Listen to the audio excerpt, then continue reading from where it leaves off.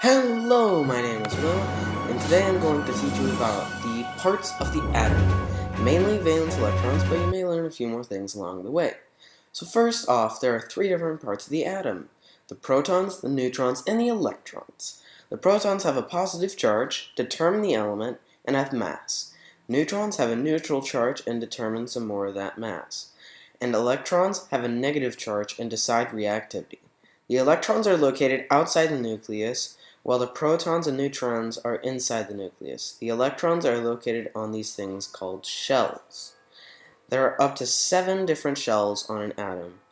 The first shell only contains 2 electrons. The second shell contains 8. The third shell contains 18. And the fourth shell holds 32. And then there's so on. What I mean by the shells is that the reactivity is determined by valence electrons, which are the electrons on the outermost shell.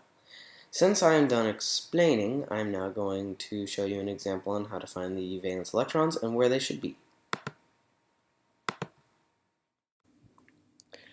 Alright, so now we are going to look at our first Bohr model, hydrogen.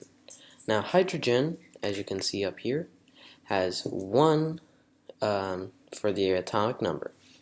And since the protons equals the atomic number, that means it has 1 proton, as you see right there. And since the protons are equal to the electrons, that means there is 1 electron, which you can see right there. Since it's still the first shell, it only has 2 possible valence electrons. Right now it only has 1, which means it's very reactive to try and combine with another atom to get its 8 valence electrons, as you can see in that column. So that's basically it for hydrogen, nothing too special. So now we're going to move on to one of the more interesting ones. Here is neon. Neon has an atomic number of 10, and since it has 10 for the atomic number, protons equals 10, electrons equals 10. So we have 1, 2, 3, 4, 5, 6, 7, 8, 9, 10. That's 10 electrons, 8 valence electrons. And if we go back up to our periodic table here, we can see that neon, which is right there, is in column 8A. And anything with a number next to an A on the periodic table up here, which the columns are called groups, that's how many valence electrons it has. So, yeah, neon is in column 8A, has 8 valence electrons.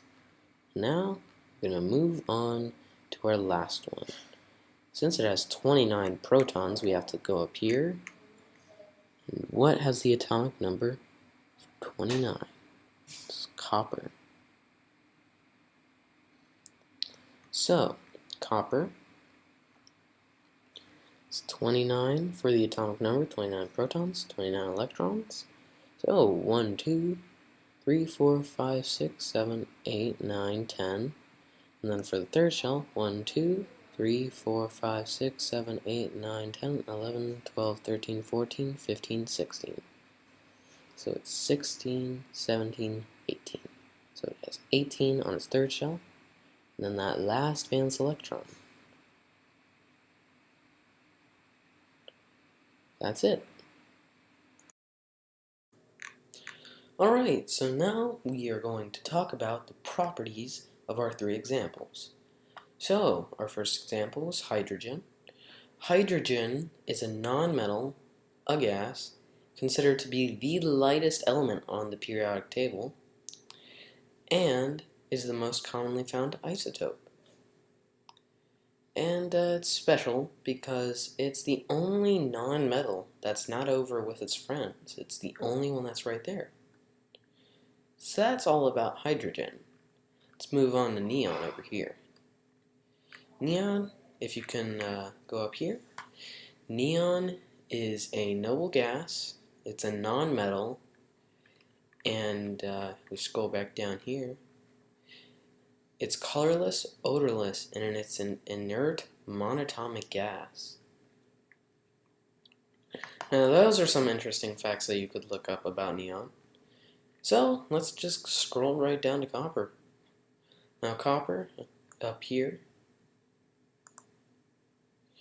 it's right there. It's a metal. It's on the very edge, about right there. It's a metal, and go back down here.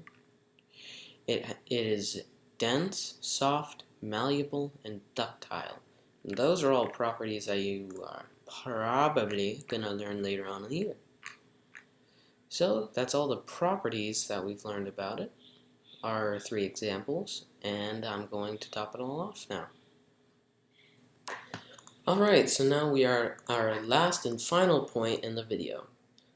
So now I'm going to tell you about the protons, neutrons, and electrons found in atoms. The protons have positive charge, the neutrons have a neutral charge, and the electrons have a negative charge. The atomic number equals the number of protons, and that is how you find the protons. Unless the atom is charged, which means it's an ion, the number of electrons is the same as the number of protons, and the mass is equal to the number of protons plus the number of neutrons.